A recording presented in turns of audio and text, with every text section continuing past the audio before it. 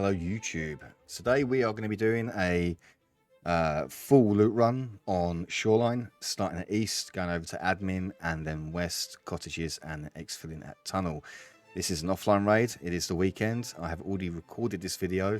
I am doing a voiceover for it because I had music on and was completely droned out after 14 hours of loot running and falling over to Zhao Ping. We're just going to change our filters here. We're going to be going into black and white because even though it's daytime outside, it's very bright. We still can't see down the end of the hallway. So we're going to go into black and white so that our visibility is as advantageous as possible, I guess would be the best way of putting it. We're going to take every advantage we possibly can, especially on loot runs. So first thing, we're going to be pushing into east. Obviously, Dad Team 6 and Sunny aren't here. And we're going to go into 110 Santar's room. There's 3 or 4 leady spawns in here. Obviously, we've got PC, a little gold, 2 gold spawns, one under the desk on the left, and then one by the TV in the far left-hand corner.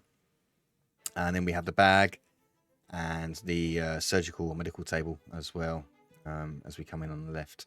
107 next. 107's a great room. Every room that I hit is going to give you great value, apart from possibly 216 and 220, which are task keys, so you need them anyway. So it's irrelevant. You might as well hit them. Check between the crack in the table always, and on the shelf, LEDs, GPUs. And that room can spawn a huge amount of medical bags and duffels. I'm going to skip the rest of it and head on up to second. Close left, med bag, far right, med bag, outside, med bag, and none there. So straight onto the PC, just for giggles, really. Just to sort of demonstrate that even offline, and the loot is terrible offline, that you can get absolutely stacked. So if you do get dead raid, or even if you have to fight for it, you are going to come out absolutely stacked. I see a lot of people only looting one wing. It's not worth it. Hit the whole resort. Into 226. This room, man. I mean, one of my duos seems to... I found another LEDX every time he comes in here. But for me, Sprats and Quick Clock. Happy days. Love that. Bitty spawns and bits and bobs there by the bedside table. This room next door to us here, this is fantastic early wipe. If you are indeed, looting and cutting about on Shoreline, when I say early wipe, I do mean early wipe. First week. Weapon parts, nades, as you see there for Grenadier, or just general PvP. I actually I don't use impact nades unless I'm doing Grenadier. They're so toxic. I think you have a major skill issue if you actually openly run them as part of your loadout. Pushing on now into 219. This is a free room. This is always open, as you can see. Check under the table, on the box, and on the table itself.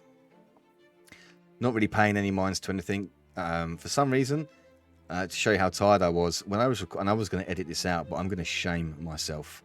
I actually thought I heard a player, and then I was like, bro, you're offline. So, I don't know, man. I don't know. Another free room, Lady Spawn in the drawer, in the papers, table. Always check that. These med bags, you're going to, if you loot running Shoreline consistently, you are going to pull leadies out of those bags. It's inevitable. You will do that. So keep hitting them. It is a numbers game. You will end up having a crazy raid. I had a raid last wipe. 2 GPUs, 2 leadies, defib, and then decided to go and push a 4-man with my duo, who also had a leady and a GPU on him as well. And we both died. But hey, that table there, Bitcoin, all sorts of good stuff there. This weapon box is insane. I don't know why. It always seems to bless me with something fun. This time I believe it was a GP25, which, we do enjoy a bit of the underbarrel action. This is a cut through 314 into 313. I have keys for both, just in case I want to.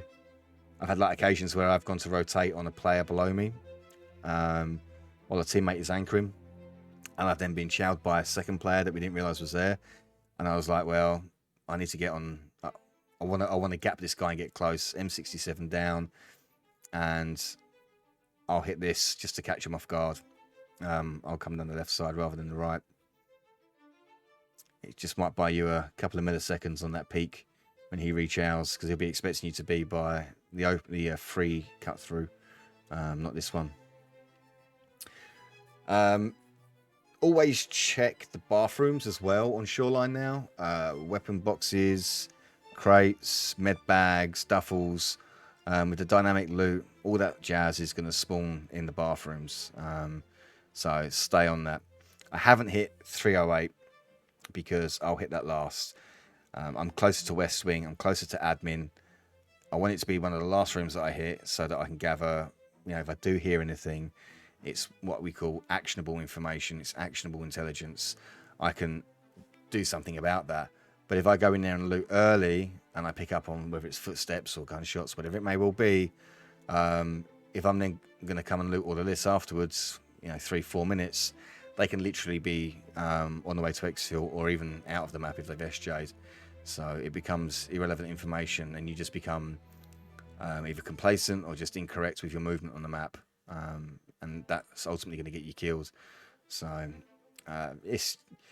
you'll run enough raids, you'll pick up on what should be where and who should be where based off of what spawns and the loot on the map and etc, etc. Scav behavior, everything. After a period of time, result becomes quite easy to read, and you can actually place players very accurately on the map without them even firing a shot sometimes. Just intuition on how long it takes to loot certain parts of the map, and then if you hear audio earlier, then you're like, okay, so that's not a solo, that's probably a duo. Or if it's really early and it's loud and obnoxious, then it's probably a trio or more. It just gives you the ability to be able to make decisions that you can act on rather than having to be reactive, because when you're reactive, you don't really know the size of the force or what the force is that you're fighting. This room spawns med bags down at the bottom of the bed as well quite often now, this wipe I've noticed. So yeah, I think at this point I'm actually playing almost like one-handed at this point. I think I'm on my phone, and in a minute when I go down the stairs, I'm just like staring at the ground because I'm literally texting my wife. Again, I was like, that's right, I'll edit that out. Like, nah, I'm not editing any of that out. Show the world how much of a bot you are, dude. All right, so not everybody loots every PC. I see it a lot with some of the arguably better players out there. They won't actually sit there and loot everything. If you're just doing a general raid, questing or PvPing, that's fine. If you're loot running, loot. It's that simple. I'm also going to invest quite aggressively in my kit and equipment. I don't know why I checked this again. I'm going to invest quite aggressively in my equipment. Ignore the gun. Personally, I don't run this. It's just built when I had it, and I was like, okay, cool. But I would normally inherently run something with a high capacity mag when I'm loot running, just in case I need to sort of start loot prioritization with ammunition and whatnot. I can start making space and not actually compromise my ability to fight too much. I can probably get by with like 2 60 rounders in my rig and one on the gun. As in, if you're running something like an RSAS or an SR, I'm going to have one on the gun and 4 or 5 in the rig, and I'm not going to give that up either. So normally I'd actually push in here through the window, this first window here that you're seeing right now. I would have checked my weight, would have checked my stamina before crossing over, would have popped that window out, put a grenade into the second floor above me, get them cleared away from the hole in the floor, right there, and get them away from the window before I cross. So if you do hear people launching nades into admin, That's probably what they're doing. They're transitioning from east. West, you don't really need to do that, but you do definitely from east. It's just good practice. Gets the crabs away from the windows. They don't like grenades. They get scared and they back off and they start to peek. And people like to sit in this room as well. They think they're clever. So you start raining some vogs on them and they tend to piss off pretty quickly. And they'll probably be scurrying. You'll probably hear them moving as soon as you jump through that window. You'll hear them moving. So you'll have, again, actionable information to start pushing. This room does normally spawn a weapon box as well by that sofa in the corner there. And the desk we just looted, on the left-hand side on the floor, there's normally like a ratchet or something there quite often. That's an easy 5 PCs. Absolutely mega. Love that. Next PC. I mean, your search skill is going to go through the roof as well on this map. I'm going to tell you that as well. Like, my first wipe, I mained customs, and then I mained lighthouse for the next wipe, and then I just went shoreline, streets, and I'm now back on shoreline because, you know, it's just there are a lot of cheaters on this map. I'm not going to say there's not. We'll have that Bitcoin. Give it. There's definitely a lot of gamers on this map at weekends. There's definitely a lot of gamers on this map early wipe. A lot of people get task locked and pay for carry services or for task completions to be done for them. In that corner there, by the way, far left corner by the window on the newspapers, there's a keycard spawn there. Check that. I've given up checking on it now. I don't give a shit if it's there or not. I've never found one. I don't care to look. Just like under these stairs here, if you go down those stairs and then down again, there's like a little medical trolley, and on that it's like a tray, and on that tray apparently there's a levy spawn, but again, I've never seen it. I've never been with anyone that has got it. These safes are... You're going to make your money back and some on all these keys. You really will. I promise you will. So I'm going to put the list of my keys that I run for Shoreline in the description. And I will probably cut in a screenshot of the keys at the end of the video as well. So if you guys want, feel free to go and hit those. And like I said, if you're actually maining this map, you're gonna make them back by the time you've probably got 10 uses on all of them. I'm not going to say you're going to make all your money back from 301 on 10 runs, but collectively, if you spend, I don't know, maybe 3-4 million max on a full set of keys for the map, I don't even think it cost me that in the first few days of wipe, if I'm honest. It might have done. I don't know. I can't remember. We just, yeah. I tend to ruble quite hard and make a lot of money, turn a lot of money over. So I tend to lose track of it, or I just tend to be like, oh, I need that, buy it, and just and don't think twice about it. There's no need to. If you're here, it's nothing. There's nothing worse than like coming into the map with someone for the first time and they loot a room that you never hit because you're like, oh, fuck that room. And then some dickhead pulls his GPU or LEDX out of it or something. It's just, yeah, it's just not, yeah, that's not the vibe. Big tip for 301. I would normally pre-fire the shit out of that plant pop. I would have pre-naded this as well before pushing. Once I'm here, I'm gonna pre-fire this door.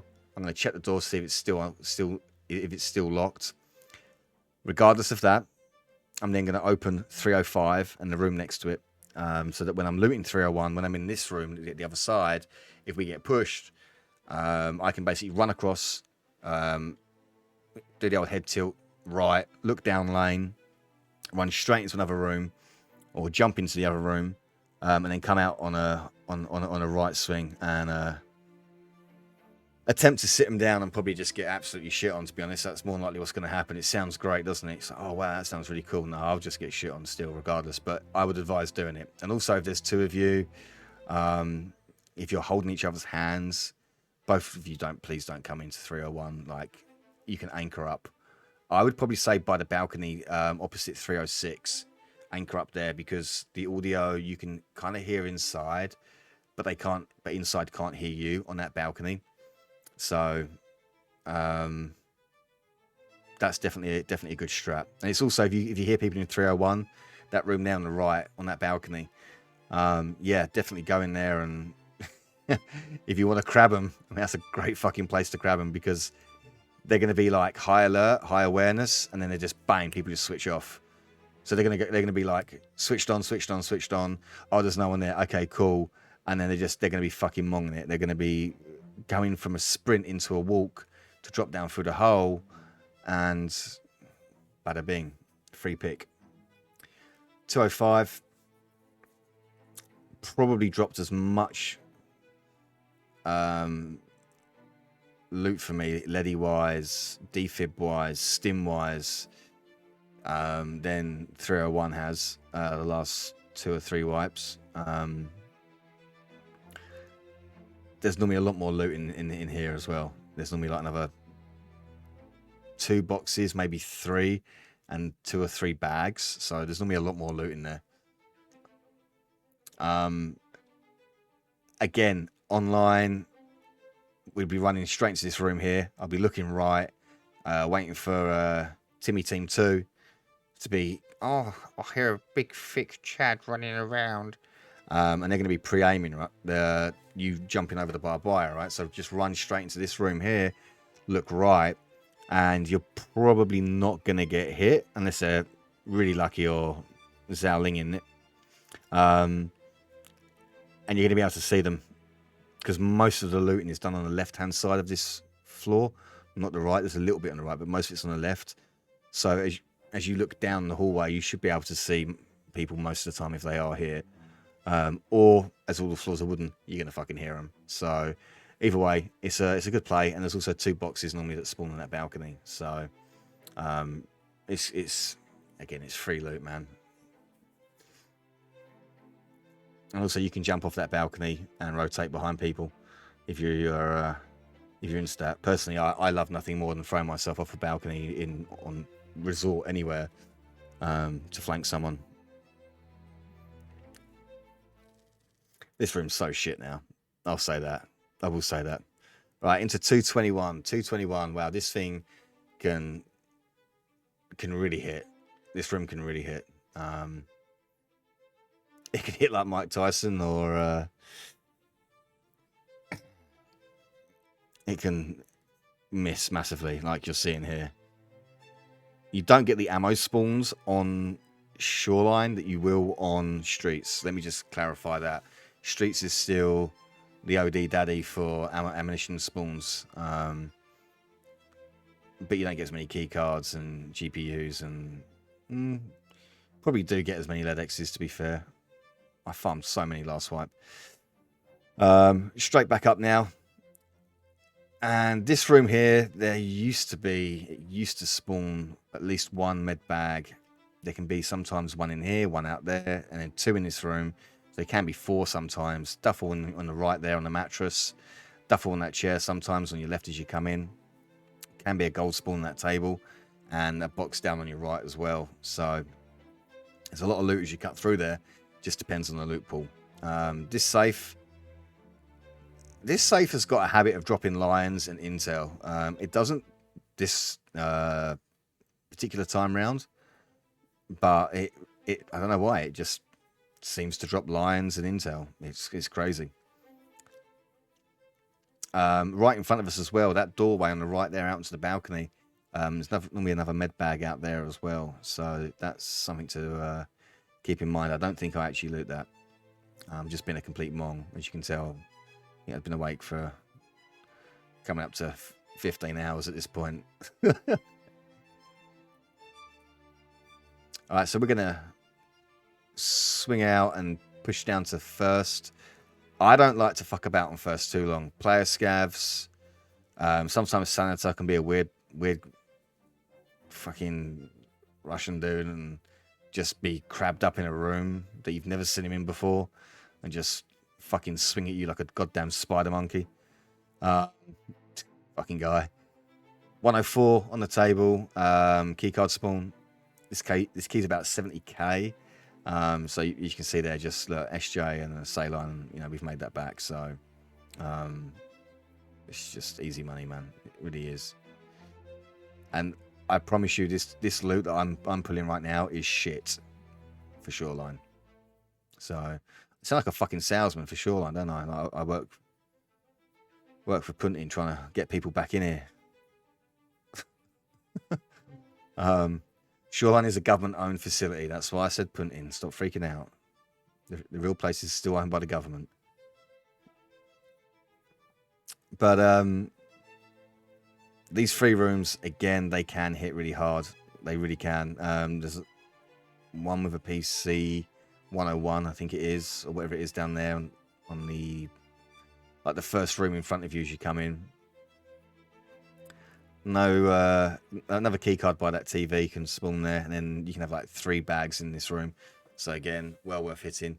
Normally does spawn food and water as well in here. So if you're getting a little low throughout the raid, or you need to top up before you pop a mule or a tremodol or an SJ or whatever you want to do, a melatonin, whatever it is. Yeah, this is normally a good room to come hit before you push out of west down towards whether it's. I would suggest going tunnel, just because. Who the fuck wants to fight bushes? Is the first question. You got to be an absolute madman if you want to sit there and fight bushes. There's so many people at the moment on the game with clear skill issues. Fucking take that GPU though, won't we, pussy? Yeah, we will. There's so many people on the game at the moment with clear skill issues. The volume of exfil camping, which I've got to say, if you do, you're a shitter. It's just not worth doing. If we do have to take Path to Lighthouse, we'll nade the fuck out of everything and we'll pre-fire everything. We'll just smoke absolutely every and anything that we can possibly envision someone sitting in, behind, on, under, whatever it may well be. We'll go extra hard on it. PSUs have tanked price-wise, and they're heavy. And I know that I can, if I really wanted to, the other 3 PSUs on me, I could probably drop and fill that bag back up with more valuable and lighter loot. But hey, like I said, really don't care at the moment. Offline raid, so it's not real. For me, I normally tend to fill up about 6 junk boxes, and inherently that will normally be 2 to 3 thick weapon cases as well with weapon parts. And then like during the day, I'll just be conference calls, Zoom, all that jazz, and I will just be on the flea all day, just selling. I'm fortunate enough to be in a position to do that. For those of you that aren't, what it will do is it will allow you to bulk sell. So if you don't have a high flea rep like I have a crazy high flea rep. I have a Zhao ping level flea rep, because I'm quite anal about having a high flea rep. I want it because I want the space, because when I do ruble and I scav run, I want to be able to literally come in off a scav run, put everything that I want on the flea vendor, go again. I don't want to be pissing around waiting for someone to buy something. So I list 5 or 6 items at once and then head out. Forgetting that I'm using Vogs here, not M67s, and that I haven't got max strength. Look at this baby arm. Holy shit, that's terrible. That's embarrassing. Could have edited that out as well, couldn't you, dickhead? Nope, not happening. Please do check for Sani, even at this late stage of the raid. He will push out of the cottage area, the compound, a lot further than he used to. During the daytime, his aggro range is fucking insane. And if they're turnt, then they're turnt. There's not really a great deal you can do about that. So the M67s are great for that. Nade checking. They got a long fuse. They go. You can throw them really far, and you hopefully will get a voice line off of them. I actually got a clip the other day of me at the start of a raid, nading into cottages, and nade went off, and I was like, "Oh shit, I didn't hear anything. I guess the boys aren't here." So it just didn't feel right. So I looped the cottages and went over to the free cottage. And as I went up to the free cottage, I looked down the side and was like, there's a body there. Like a fucking scav. I'll go check him. And managed to kill Sally and all the boys with a VOG. So I'm sure they fucking loved that. Sure they loved that. So the safes as well. Cottage isn't expensive compared to what it used to be. Neither is the cottage safe key. Put your hand in your pocket, buy it. If I'm honest with you, Scav Run Streets, I know that survivability at the moment is a lot lower than it normally is. I know that because of how people are playing. However, I'll be putting out a loot guide, a loot run, or multiple runs based on where you've spawned for streets. I average about 1.3 mil on streets, even on a scav run. I don't know why people go, that's crazy. It's like, bro, making a mil on this game is not hard. Making 2 mil is not hard if you put enough time into the raid and you know where to look. You can't always get it. You don't have the storage capacity or whatever the case may be. But 1.3 is an average. This wipe. So to sit there and make, 4 mil, I can do in arguably, sort of 3-4 scav runs. So within an hour and a half, and I'll have enough money to buy all the keys for Shoreline. So there's just no excuse. If you want to do it, just do it. Just do it, man. Scav streets, hit the flea, and put your hand in your pocket. My previous statement about offline raids don't hit as hard as online raids, I still stand by that. This raid would have been a lot bigger if it was online, if the server was populated. However, would you have had access to all this loot and all of the locations you have looted before other players have got to them? Probably not. Excuse me. Probably not. No, you wouldn't have done.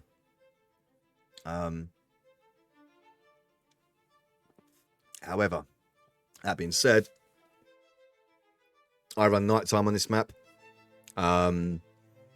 Between the goons, Sanitar, and the cultists, and the cheaters, you either tend to run into very bad players at night or absolute fucking monsters on this map.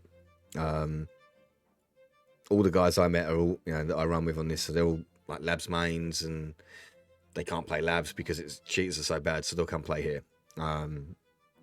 Because when the PvP's good here, it's really good, and you can be really creative within the resort with your rotations and stuff. However, though, I haven't seen no evidence of such activities taking place this wipe, I can assure you.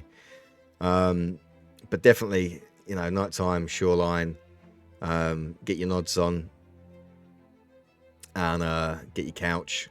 You don't need to put rigs in your couch if you don't want to. 3 doesn't go into 2, big boy. Okay, there we go. Nice. Go on now, piss off to Exfil, mate. Yeah, so we don't need to run rigs in our in the couch. You don't need to run the Burgundy rig, or it's quite heavy. It does offer, I think it's 25 slots and 2 4 slots. But that would be the ultimate, is 2 LBCRs, couch, 2 MVVP rigs or whatever they are. Or you can buy 2 goons LBCRs, so you can actually still run 4 in a couch. You use 2 normal and 2 goons edition ones, so you can run 4 in it. And then run the Burgundy or, Blackrock, whatever you want. You'll probably be going in raid about 42, depending on what weapon system you're running, to be honest, and armor. But yeah, I'd suggest minimum armor Gazelle at this point.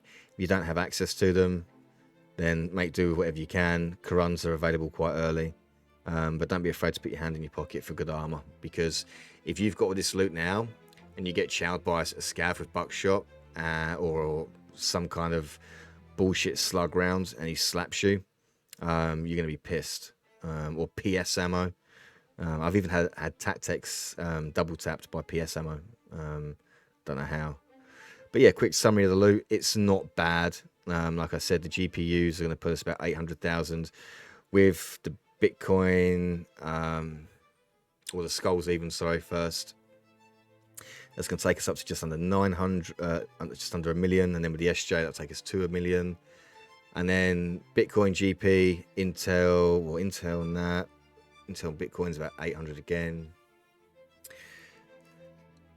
Yeah, I think you're looking at sort of like an easy 2.5 up to 3 mil, but definitely, you know, the 2.5 mark quite comfortably. Took a screenshot, sent it to some of the boys just to piss them off. I don't know why. I like to do that. I do it with a lot of the raids. It's a good way to keep them motivated. Keeps things competitive as well. With looting, because that's what the game's come to now, because you can't do it with PvP because no one wants to fight you. But yeah, general loot, generally making money. Great map. Let's do a quick raid recap. Let's see what we did. So our spawn, it's not God spawn, but it's a pretty good spawn by the arch. Tremodol and SJ6 off the rip. We don't want to stop for love nor money, and we're overweight, so we're going to W key swing as hard as we can. On approach and entry, we're going to be focusing on dealing with Sunny and the boys if they're there. If they're not, we're going to be obviously seeing if we can deal with Dad Team 6 if they decided to bless us with their presence. We push inside. There's normally a scav up by 107 area. We normally deal with him and then push into 110 and 107, loot that. Head up to second, 228, 26, 22, 19's a free room, and then 209 and 213 are free. A lot of loot to be had there and a lot of potential. Going up onto third, we're going to go into the supply closet on the right because that key opens like 6 doors or 5 doors. Great value. Swing into 228, 221, etc., etc. Going into admin, why do we hit E-Swing first? Well, the east side of the building, because we know that we're not going to get crabbed and shot across the map because we've just been in there and cleared the whole bloody wing. So we'll deal with that first. W key up to third floor, 301, 304, 306, 311. Hit the drop down and pushing towards 205. Picking up 203, back round into 2010 again, before jump over into 216, 220, 221, 18, 22, and 27. Heading back up onto third, we're going to pick up 325 into 324, 323, pushing to 321 and the safe, 320. Now we're going to head back down towards first, picking up 101, 104, 112, and then the closet where we picked up our last GPU by the main entrance. Once we've done that, SJ, Mule, Tremodol, Melodon, whatever you need, push down towards cottage, loot that, push down then into free cottage. Once you've hit that, pick up the stash, exfil. Be careful with the scavs at exfil, they are demons. So yeah, be mindful of that. Here's a quick look of the keys as well that I have here.